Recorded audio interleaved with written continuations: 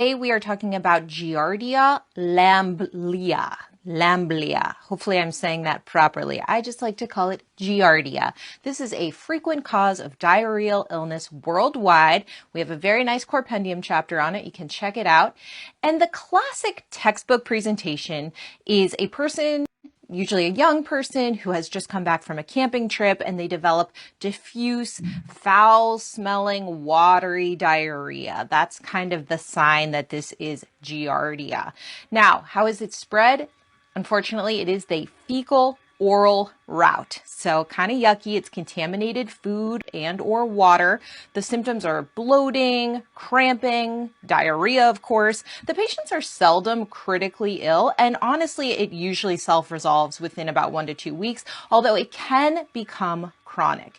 And if you suspect this, you can give empiric antibiotics, which will actually cause the cases, for most of them, to resolve within about 5 to 7 days with that antimicrobial treatment. So what are you going to use to treat this? Nitazoxanide is preferred, 500 milligrams PO Q12 hours. You can also use tinidazole, also preferred, 2,000 milligrams PO once. You just have to give that one time. What about metronidazole? That's fine. It's actually preferred in pregnancy, but for people who are not pregnant, the first two that I mentioned are a little more preferred as first-line agents. And there's some other ones too. Check out the Corpendium chapter for a full complete list. Remember that you're going to instruct your patients that hand washing and general hygiene is really important to reduce the Waggaa waggaan egaa akka addunyaatti namoonni miliyoona tokko ol ta'an jaardiyaadhaan dhukkubsatu. Biyyoota guddatan keessatti namoonni parsantaa 7 ta'an, biyyoota guddataa jiran akka biyya keenyaa keessatti immoo nama 10 keessaa namni 3 yeroo ta'etti dhibee jaardiyaa qaba. Mallattoo qabaachuu baatuyyuu marrimmaan isaa keessa jaardiyaa qabachuudha. Nama 10 keessaa namni 3 biyyoota akka keenyaa keessatti. Kanaaf dhibeen jaardiyaa dhibee baay'inaan faca'ee argamudha. Jaardiyaan egaa pirootozoaa jaardiyaa lambilaa jedhamu kan dhufudha.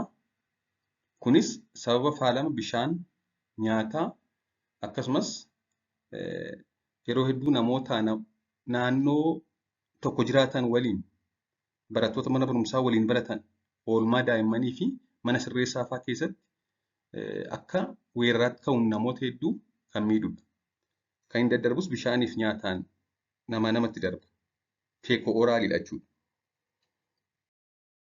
Akkamiin nama qaba jennee ilaalle namni dhukkuba jaardiyaan qabame tokko bobbaasaa keessa jaardiyaan bifa sistiidhaan gara naannootti ba'a.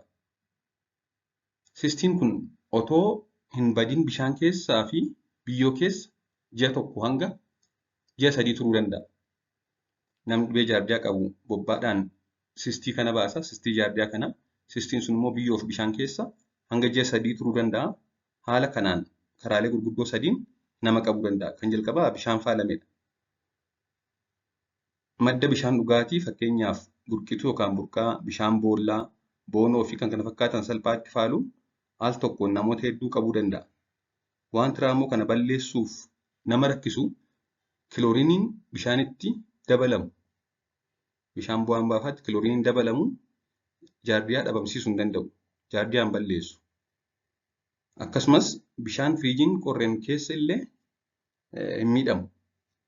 Bishaan sistii jaardiyaa kana qabu yoo firiijii keessa keenye qorra sanaan hin dhabamsiifamu. Akkasumas kilooriinii bishaan qulqulleessuuf boombaatti dabalamuunis hin dhabamsiifamu. Kanaaf balleessuun nama rakkisa jechuudha. Haa ta'u malee bishaan danfisuudhaan hin dhabamsiifama jaardiyaa. So kanaaf karaaleen daddarbataa bishaan faalameen, bishaan sistii jaardiyaa kana qabuun. Garbiroon nyaata faalamedha.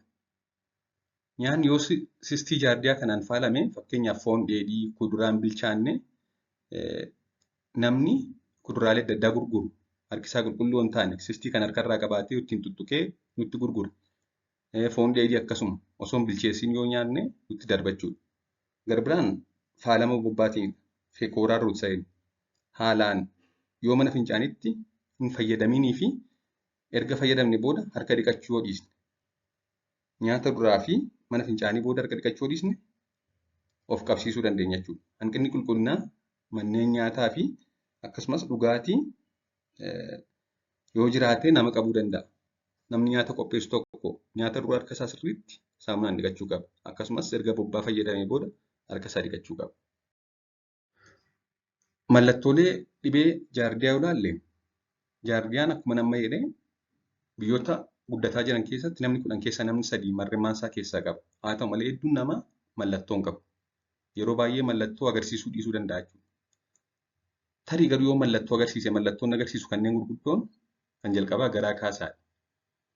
Garaa kaasaa bobbaan waan akka furrii qabaachuu fi baay'ee foolii hin taane qabaachuu.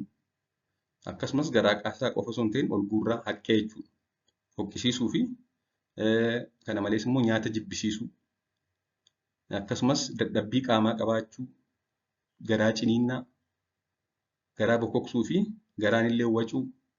Akkasumas ulfaatinni qaamaa hir'achuun fa'a mallattoo dhibee jaardiyaadha jechuudha. Haa ta'u malee garaa kaasaan, dadhabbiin qaamaa, ciniinnaan garaa, haqqeen mallattoo jaardiyaa ta'an malee kanneen kaanis kana fiduu danda'u. Ameebaan fa'aa, baakteeriyaan fa'aa kana fiduu danda'u. Kanaaf mallattooleen kun jaardiyaaf ispeesifikii miti. Dhibeen biraas kan kana fidan hedduu jira jechuudha. Akka waliigalaatti garuu garaa kaasaa haqqee fi garaa ciniinnaa fida.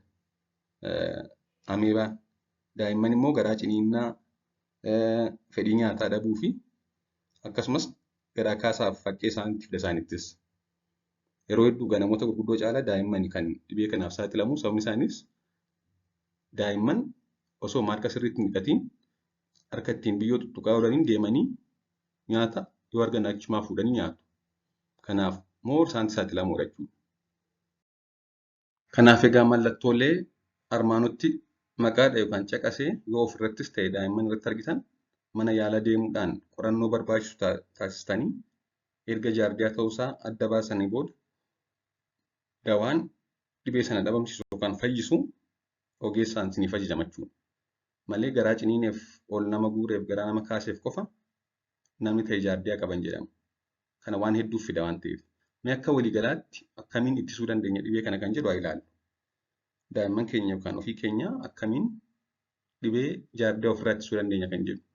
Kan jalqabaa qulqullina manneen nyaataa fi dhugaatii akka eegamu gochuudha. Hoteelonni adda addaa qulqullina akka eeggatan gochuu. Keessumaa kanneen nyaata qopheessan nyaata qopheessuun dura harka sirriitti dhiqachuu. Mana fincaanii fayyadamuun booda harka saamunaan sirriitti dhiqachuun barbaachisaadha. Isaan qofa osoo hin ta'in daa'imman dabalatee namni kamuu mana fincaanii fayyadamuun boodaa fi nyaata nyaachuun booda yookaan tuquun booda harka ofii saamunaan qulqulleeffachuun baay'ee murteessaadha. Kana malees sistimiin jaardiyaa kun erga bobbaa namaan gara biyyee fi bishaanii dhufee boodadha kan gara namaa dhufu. Kanaaf hanga danda'ametti bakkeetti fayyadamuu dhiisuudha. Bakkeetti bobbaa ba'uu dhiisuu. Kanaaf mana fincaaniitti fayyadamuun murteessaadha. Boolla fincaaniitti fayyadamuu. Akkasumas qulqullina mana fincaanii eeggachuu. Qulqullina ofiis ta'ee qulqullina naannoo ofii eeggachuu. Namni dhukkubichaan qabame bobbaadhaan gara nama biraatti gara biyyootti dabarsuudhaan hin daddabarsa waan ta'eef nama dhukkubichaan qabame dafanii mana yaalaa geessuun murteessaadha. For over 20 years, I have prescribed papaya for the heartburn.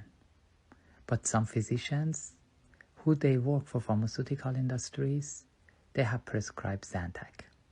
And then patients who listen to that, which is by the way FDA approved at the time, they've been exposed to N-nitrosodiethylamine and they have cancer right now.